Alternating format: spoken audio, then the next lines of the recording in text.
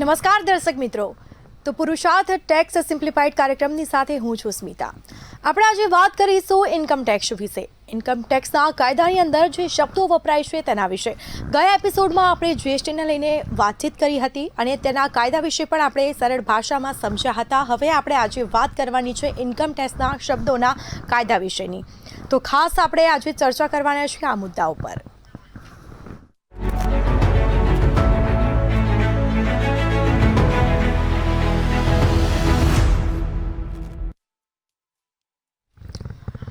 તો ખાસ જે આપણે ઇન્કમ ટેક્સના કાયદાના શબ્દોની ચર્ચા કરવાના છે અને આ શબ્દોની સરળ ભાષામાં આપણને માહિતી આપવા માટે પુરુષાર્થના ફાઉન્ડર ભાવિકભાઈ શાહ આપણી સાથે ઉપસ્થિત છે.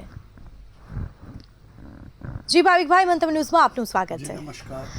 બિલકુલથી. તો આપણે જે ગયા એપિસોડમાં ઘણા બધા મુદ્દાઓ પર ચર્ચા કરી છે જીએસટીને લઈને, અને આપણે સરસ માહિતી આપી અમારા દર્શક મિત્રોને, અને વેપારીઓ પણ સરસ ભાષામાં સમજ્યા હશે. હવે થોડીક ઇન્કમ ટેક્સને લઈને વાતચીત કરવાના છે. તો ઇન્કમ ટેક્સમાં જે કલમ 231 મુજબ વ્યક્તિમાં કોનો સમાવેશ થાય છે તેના વિશે આજે માહિતી આપશો.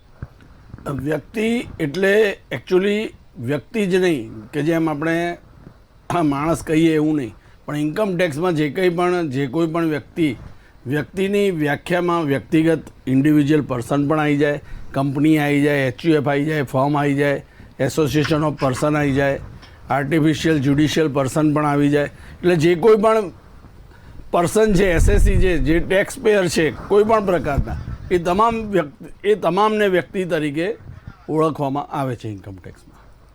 બિલકુલથી ભાવિકભાઈ. તો કરદાતા કોણ હોય છે તેના વિશે થોડી માહિતી આપશો. કરદાતા એટલે ટેક્સ પેયર. ટેક્સ પેયરના પ્રકાર ઘણા બધા છે, જેમ કે ઇન્ડિવિજ્યુઅલ વ્યક્તિગત, કે ભાઈ તમારા મારા જેવા માણસો, એ બધા ઇન્ડિવિજ્યુઅલ કહેવાય. HUF એટલે હિન્દુ અનડિવાઇડેડ ફેમિલી કહેવાય.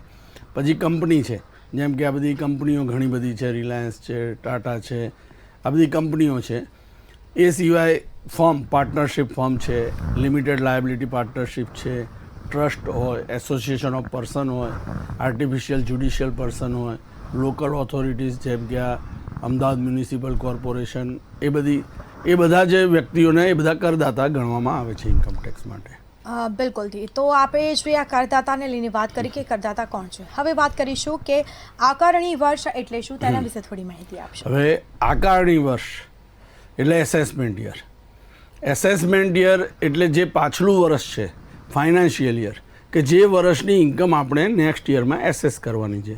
જેમ કે 1/4/24 થી 31/3/25, આ 24-25નું ફાઇનાન્શિયલ યર કહેવાય.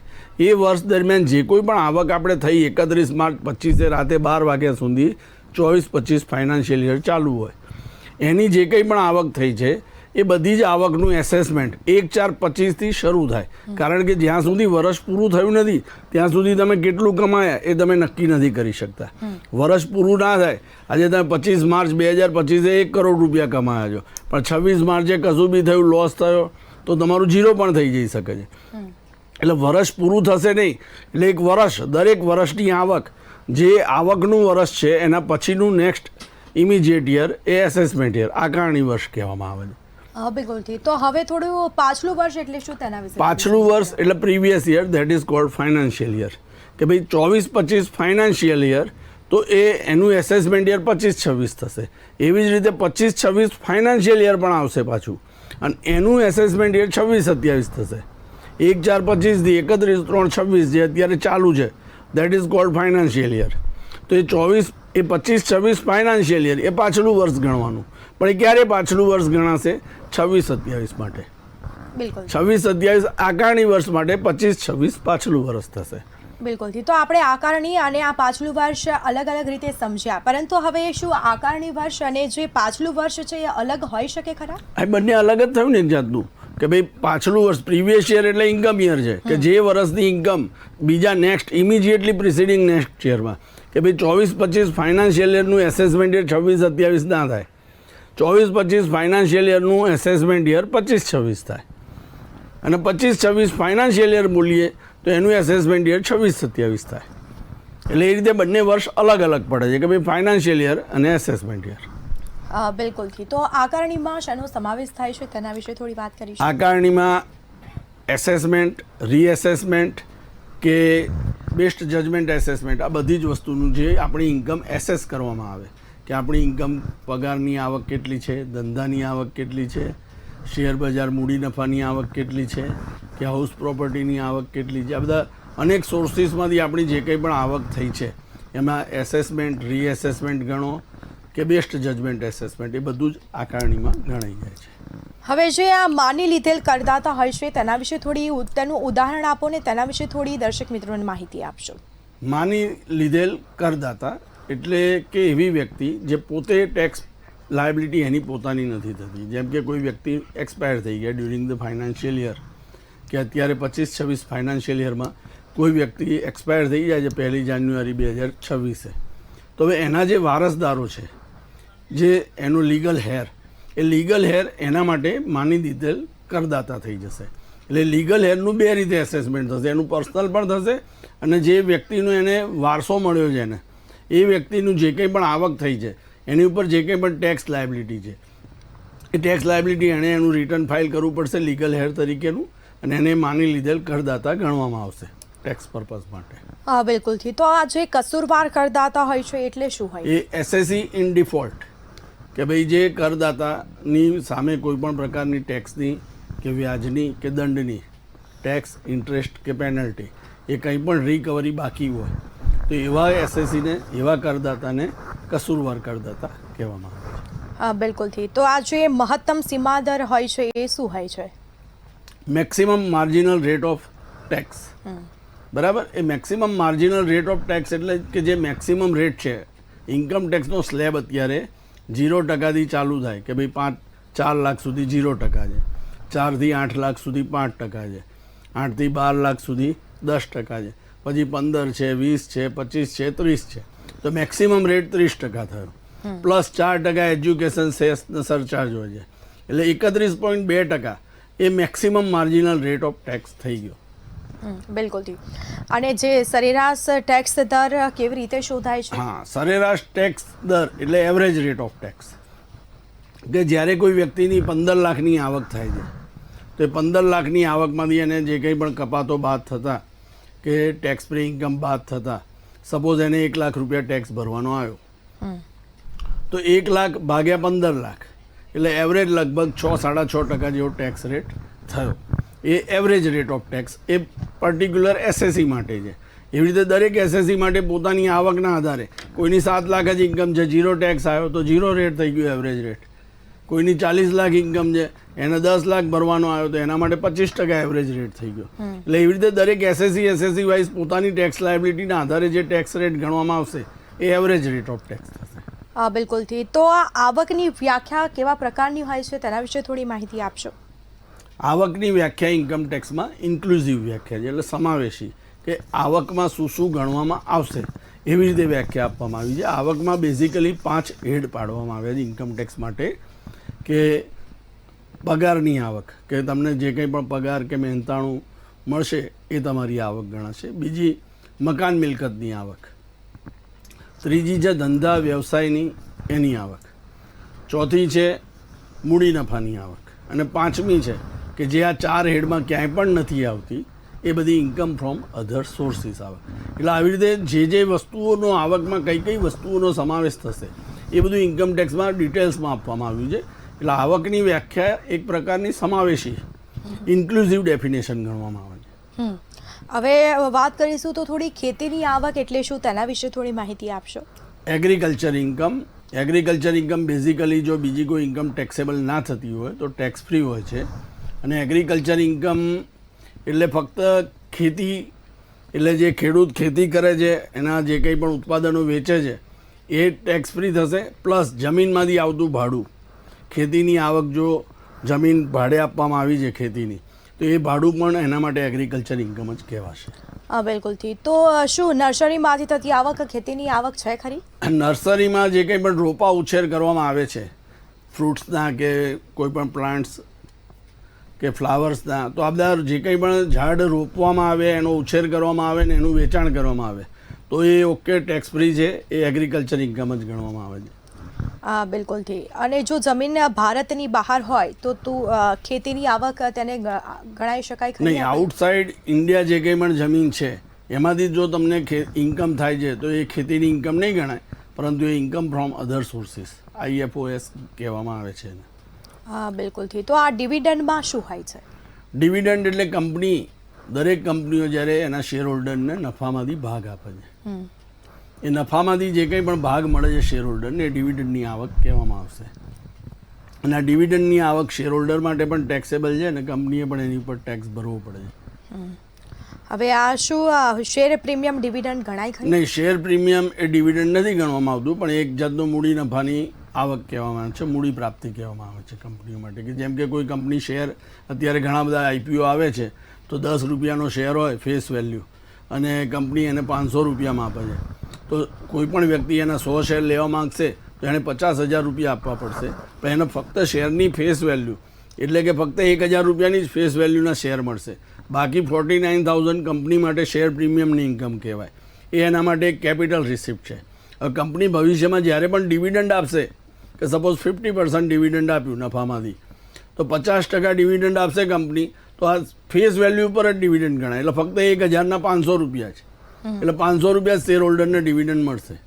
શેર હોલ્ડરે ભલે અત્યારે શેર લેવા માટે 50,000 ઇન્વેસ્ટ કર્યા છે, કંપની માટે રિસિપ્ટ 50,000 થઈ છે, પણ શેર હોલ્ડરને બેનિફિટ ફક્ત 1,000 રૂપિયા ઉપર જ મળશે. કંપની કાલે બોનસ શેર ઇસ્યુ કરશે તો એ બધું 10 રૂપિયા ફેસ વેલ્યુ ઉપર જ ગણવામાં આવશે. એના માટે 500 રૂપિયા ઉપર નહીં ગણવામાં આવે. 490 કંપની માટે કેપિટલ રિસિપ્ટ છે.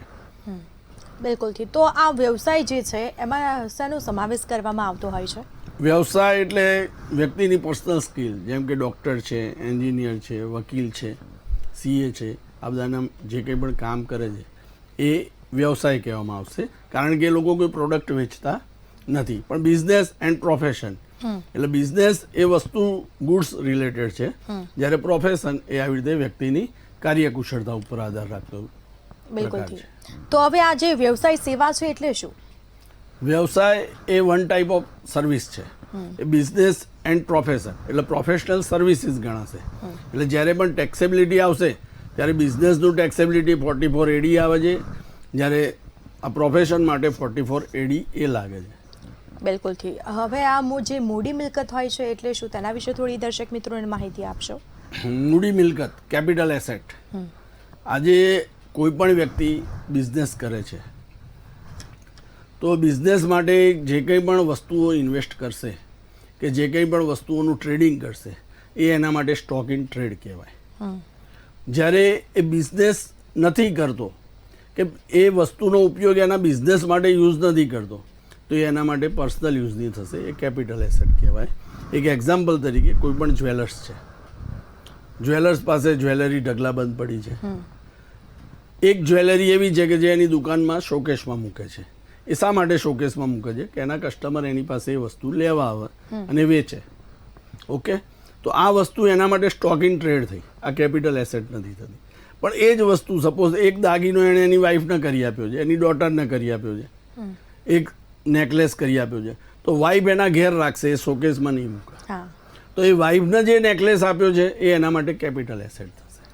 એટલે આવી રીતે જ્યારે વ્યક્તિ પોતાના પર્સનલ યુઝ માટે કોઈ એસેટ્સ રાખે છે એ કેપિટલ એસેટ, મૂડી મિલકત કહેવામાં આવે. પણ જો એના બિઝનેસ માટે એ વસ્તુ યુઝ કરે, જેમ કે બિલ્ડર છે તો બિલ્ડર ફ્લેટો બનાવે છે, સ્કીમ બનાવે છે, 100 ફ્લેટ બનાવે તો એ 100 ફ્લેટ એના માટે સ્ટોક ઇન ટ્રેડ છે, એ બિઝનેસ માટે યુઝ કરે છે. પણ એ જ વસ્તુ આપણે ખરીદીએ છીએ મકાન, તો એ આપણા માટે કેપિટલ એસેટ. બિલકુલથી. તો શું આ સ્ટોક ઇન ટ્રેડ મૂડી મિલકત છે ખરા? નહીં, સ્ટોક ઇન ટ્રેડ જેમ આપણે વાત કરી કે ભાઈ મૂડી મિલકત નથી. સ્ટોક ઇન ટ્રેડ આપણે નોર્મલ કોર્સ ઓફ બિઝનેસ કે જેમાં આપણે લેવેચ કરવા માટે રાખીએ છીએ. આપણે જ્વેલર્સ લગડીઓ રાખશે તો આજે વેચી કાઢી કાલ બીજી લઈ આવશે, પાછી વેચશે બીજી લઈ આવશે, એ સ્ટોર નહીં કરે. બિલકુલથી. હવે આ ઝવેરાતની મૂડી મિલકત ગણાય ખરી? હા, ઝવેરાત મૂડી મિલકત જ્યાં સુધી પર્સનલ યુઝ માટે છે ત્યાં સુધી એ મૂડી મિલકત છે, અને જો એ પર્સનલ યુઝ માટે નથી અને બિઝનેસ માટે છે તો એ મૂડી મિલકત નથી, એ સ્ટોક ઇન ટ્રેડ થઈ. હવે આ જે ગ્રામીણ ખેતીની જમીન એટલે શું, તેના વિશે થોડી માહિતી આપો. રૂરલ એગ્રીકલ્ચર લેન્ડ એ બેઝિકલી મૂડી મિલકત નથી ગણવામાં આવતી, એ કપવાદ રૂપ રાખવામાં આવ્યું છે. પણ એના માટે કન્ડિશન્સ છે કે 10,000થી ઓછી વસ્તીવાળી મ્યુનિસિપાલિટી હોવી જોઈએ, ગામડાની વસ્તી હોવી જોઈએ, અને જે કોઈ પણ મ્યુનિસિપલ કોર્પોરેશનની કે નગરપાલિકાથી 8 કિલોમીટર દૂર હોવી જોઈએ. એ સિવાય પણ બીજી અનેક કન્ડિશનો હોય છે કે છેલ્લા 2 વર્ષથી ખેતી માટે યુઝ થવી જોઈએ. તો આવી રીતની રૂરલ એગ્રીકલ્ચર લેન્ડ હોય તો એ રૂરલ એગ્રીકલ્ચર લેન્ડ એ કેપિટલ એસેટ ગણવામાં નથી આવતી.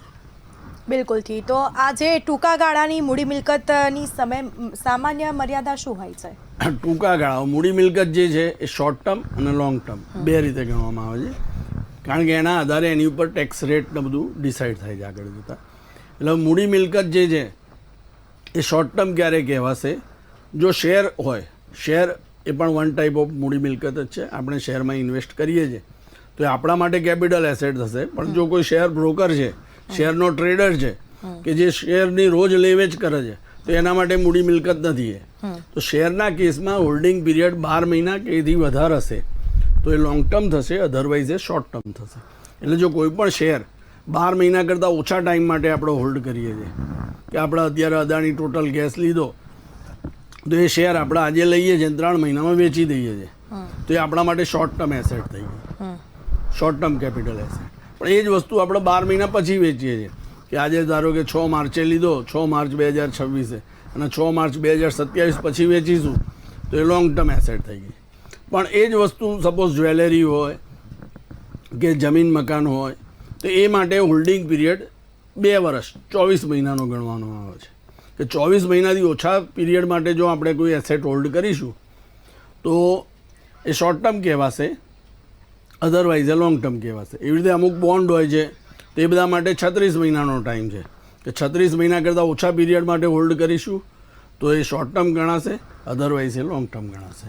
હા, બિલકુલથી. તો આ લાંબા ગાળાની મૂડી મિલકત એટલે શું, તેના વિશે થોડી માહિતી આપશો? આપે આમાં તો જણાવ્યું, પરંતુ થોડી ઘણી. હા, એટલે long term capital asset basically મેં જેમ કીધું એમ કે શેર કે જે 12 મહિના કરતાં વધારે હોલ્ડ કર્યા, પ્રોપર્ટીઝ છે એ 24 મહિના કરતાં વધારે હોલ્ડ કરીએ છીએ આપણે, અને બીજી કોઈ પણ એસેટ છે અમુક જે બોન્ડ ને એ બધું ગવર્મેન્ટ, તો એ આપણે સપોઝ 36 મહિનાથી વધારે હોલ્ડ કરીએ છીએ તો એ લોંગ ટર્મ કેપિટલ ગેઇન થશે. લોંગ ટર્મ કેપિટલ ગેઇનની આખી ટેક્સેશન સિસ્ટમ અલગ છે. શોર્ટ ટર્મ કેપિટલ ગેઇન આપણી નોર્મલ ઇન્કમમાં એડ થાય છે, એમાં પણ શેર બજાર માટે પાછું અલગ સિસ્ટમ છે. એટલે કેપિટલ ગેઇન જે છે એ ટેક્સ લાયબિલિટીના ઇફેક્ટથી આપણે શોર્ટ ટર્મ અને લોંગ ટર્મમાં બાયફર્કેટ કરવો ખૂબ જ જરૂરી છે. હા, બિલકુલથી. તો આ ટ્રાન્સફરમાં શાનો સમાવેશ થાય છે તેના વિશે થોડી. Transfer pricing. ટ્રાન્સફર પ્રાઇઝિંગમાં શું છે કે જ્યારે એક રિલેટેડ પાર્ટીઝ, એક કંપની પોતાની બીજી કંપનીને, જેમ કે મારુતિ કાર બનાવે છે તો હવે એક કાર બનાવવા માટે એણે ઘણી બધી અલગ અલગ નાની નાની વસ્તુઓની જરૂર પડશે, તો એમાં ઘણી બધી વસ્તુ એ બીજા ડીલર પાસેથી બી પરચેસ કરશે, જેમ કે ગ્લાસ લેશે કે દરવાજાની ફ્રેમો લેશે કે એમાં રબર લેશે, લોક લેશે, કાં તો એની કોઈ સિસ્ટર કન્સર્ન બી હશે સબસિડિયરી કંપનીઝ કે એની પાસેથી એ પરચેસ કરશે. તો જ્યારે આવી રીતે રિલેટેડ પાર્ટીઝ પાસે જે કંઈ પણ ટ્રાન્ઝેક્શન થાય છે એ જે પ્રાઇઝે થાય છે એમાં કઈ પ્રાઇઝે કરવું જોઈએ કે જેથી કરીને પ્રોફિટનું ડિવિઝન ના થવું જોઈએ. ઇન્કમ ટેક્સનો કાયદો શું કહે છે કે ભાઈ તમારી જે આવક સાચી છે એ તમે શો કરો. એક કંપનીની આવક પોતે ઓછી બતાવવા માટે એ 10 રૂપિયાની વસ્તુ 40 રૂપિયામાં પણ લઈ લે કે જેથી મારો નફો ઓછો થાય અને ઓલાનો નફો વધી જાય, તો એ 2 અલગ અલગ સ્લેબનો ચેન્જ. તો આના માટે જે રિલેટેડ પાર્ટીઝ ટ્રાન્ઝેક્શન માટે ટ્રાન્સફર પ્રાઇસિંગ નક્કી કરવામાં આવે. હા, બિલકુલથી. તો શું મિલકતનું ફરજિયાત સંપાદન ટ્રાન્સફર ગણાય ખરા? હા, મિલકતનું ફરજિયાત સંપાદન એટલે જ્યારે ગવર્મેન્ટ કોઈ પણ મોટો ડેમ બનાવે છે, પ્રોજેક્ટ હોય, નેશનલ હાઈવે, જેમ કે અત્યારે બુલેટ ટ્રેન બને છે, તો ઘણા બધાના ખેતરમાંથી બુલેટ ટ્રેન પસાર થવાની, તો એ લોકોની જમીન ફરજિયાત ગવર્મેન્ટ કમ્પલસરી એક્વિઝિશન કરે કે તમારે વેચવી ના હોય તો પણ સરકાર લઈ જ લે. એટલે કદાચ ખેડૂત એમ કે ભાઈ અમારે નથી આપવી, પણ એ ના ચાલે, કારણ કે એના રૂટમાં આવે છે. હવે તમે વચ્ચે ખેતર આવે છે, તમે ના આપો જગ્યા તો કે થોડીક એને ગોળ ગોળ ફેરવશે ત્યાં ટ્રેનને, એટલે ફરજિયાત કમ્પલસરી અહીંથી મુંબઈ સુધીનું જે રસ્તામાં આવતા હશે ખેતર એ ગવર્મેન્ટ એક્વાયર કરે, એના માટે છાપામાં નોટિફિકેશન આપે, એની જે કંઈ પણ પ્રાઇસ નક્કી થાય એરિયા પ્રમાણે, કોઈ નવસારીમાં અલગ પ્રાઇસ નક્કી થાય, સુરતમાં અલગ થાય, અમદાવાદમાં અલગ થાય, કારણ કે એરિયા પ્રમાણે પ્રાઇસ નક્કી થાય. અને એ વળતર સરકાર આપે જ છે ખેડૂતોને. એટલે ખેડૂતોને એ તો ફાયદો રહે કે ભાઈ જમીન ગઈ છે પણ જમીન ગઈ પૈસા મળે. અને પૈસા બજાર ભાવ કરતાં થોડા ઓછા બી હોય છે, એટલે ઘણી જગ્યાએ અસંતોષ પણ થાય છે. પછી પાછળથી બીજું વળતર આપે, આગળ હાઈકોર્ટમાં જાય બધા. તો જે કંઈ બી કમ્પલસરી એક્વિઝિશન થયું તો એ ટ્રાન્સફર જ ગણાશે અને એના પેટે મળતા પૈસા પણ એનો ઇન્કમ જ ગણાશે. બિલકુલથી. તો આ જે સ્લમ્પ સેલ છે એ શું હોય છે? સ્લમ્પ સેલ જ્યારે કોઈ કંપની વેચાય તો કંપનીમાં તો ઘણી બધી વસ્તુઓ છે. પ્લાન્ટ મશીનરી છે, વ્હીકલ્સ છે, પછી લેન્ડ બિલ્ડિંગ છે. હવે આ બધી વસ્તુ જો અલગ અલગ કરીને વેચવામાં આવે કે ભાઈ સ્ટોક પડ્યો છે માલનો, આજે કોઈ પણ એક કંપની અત્યારે એમ કરવું છે કે આને લિક્વિડેટ કરી દેવી છે, બંધ કરવી છે, આપણે આ બધું વેચી કાઢવું, તો આપણે અલગ અલગ પણ વેચી શકીએ છીએ. તો અલગ અલગ વેચીશું તો એ સ્લમ્પ સેલમાં નહીં આવે. પણ બધું સામટું જ A to Z, આ જમીન છે, પ્લાન્ટ છે, આ ગાડી પડી છે, બધું જ સાથે આપી દેવાનું છે. લો આ ચાવીને અમે છૂટા દઈએ. એ રીતે જે વસ્તુ સોદો થશે કે જેમાં કોઈ એક વસ્તુનો સ્પેસિફિક ભાવ નથી નક્કી કરવામાં આવતો કે ભાઈ આ ટેબલનો ભાવ નક્કી કરે, ખુરશીનો નક્કી કરે, પંખાનો કરે, એવી રીતે અલગ અલગ વસ્તુ નથી વેચવાની. બધું જથ્થાબંધમાં આપી દો કે બધું જ આપી 25 લાખ કે પછી 30 લાખમાં બધું લઈ લેવું બધું જ છે. આપી દેવાનું, સીધું ઉચ્ચક આપી દીધું, તો એ સ્લમ્પ સેલ કહેવાય. એટલે એની આખી ટેક્સ ટ્રીટમેન્ટ અલગ થાય. બિલકુલથી. તો આ વાજબી બજાર જે કિંમત હોય છે તે કોણ નક્કી કરતું હોય છે? વ્યાજબી બજાર કિંમત જ્યારે બે વ્યક્તિ પાસે સોદો થાય એ સોદાના આધારે વ્યાજબી બજાર કિંમત નક્કી થાય છે. પણ એમાં જે મેં અગાઉ કીધું કે ભાઈ રિલેટેડ પાર્ટી ટ્રાન્ઝેક્શન, કે એક પાર્ટી બીજી પાર્ટી જોડે રિલેશનમાં છે, સબસિડિયરી કંપની, પેરેન્ટ કંપની હોય કે એવી રીતે રિલેટેડ પાર્ટીઝના જે ટ્રાન્ઝેક્શન હોય તો એમાં જે એસેસિંગ ઓફિસર હોય એ પણ પ્રાઇઝિંગ, ટ્રાન્સફર પ્રાઇઝિંગ નક્કી કરી શકે છે. બિલકુલથી. તો આ જે ભારતીય કંપનીની મુખ્ય શરત શું હોય છે? ભારતીય કંપનીની મુખ્ય શરત કે ભાઈ ભારતીય કંપની એટલે જેનું બિઝનેસ પ્લેસ ભારતમાં રજિસ્ટર્ડ હોવું જોઈએ, કે જેનું પ્રિન્સિપલ પ્લેસ ઓફ બિઝનેસ છે એ પ્રિન્સિપલ પ્લેસ ઓફ બિઝનેસ ભારતમાં રજિસ્ટર્ડ કંપની, ભારતીય કંપની ધારા હેઠળ રજિસ્ટર્ડ કંપની હોવી જોઈએ. તો એ ભારતીય કંપની ઇન્ડિયન ડોમેસ્ટિક કંપની બની જાય છે. બિલકુલથી. તો આપે આ જે માહિતી આપી છે આપણે આશા રાખીએ કે દર્શક મિત્રોને ખબર પડી જ હશે, પરંતુ થોડી ઘણી ટિપ્સ આપી દો અમારા દર્શક મિત્રોને કે ખાસ ઇન્કમ ટેક્સમાં આ જે કાયદા છે તેના વિશે શું ધ્યાન રાખવું જોઈએ?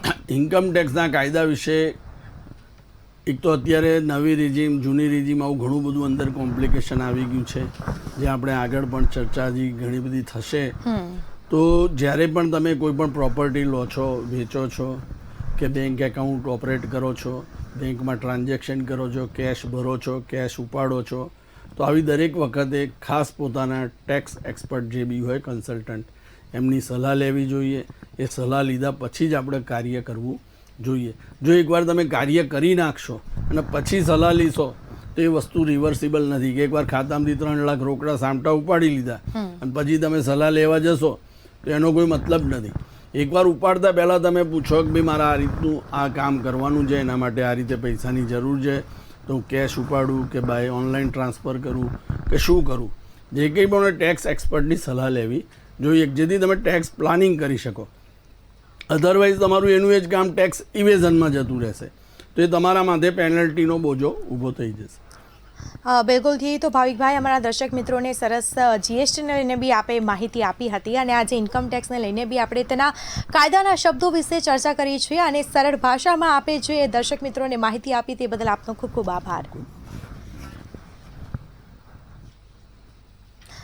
તો આજે આપણે જે ચર્ચા કરી છે ઇન્કમ ટેક્સના કાયદાની અંદર જે શબ્દો વપરાય છે તેના વિશે હજી આગળ બી આપણે ઘણી બધી ચર્ચાઓ કરવાની છે ઇન્કમ ટેક્સને લઈને. ફરી મળીશું. મને રજા આપશો. નમસ્કાર.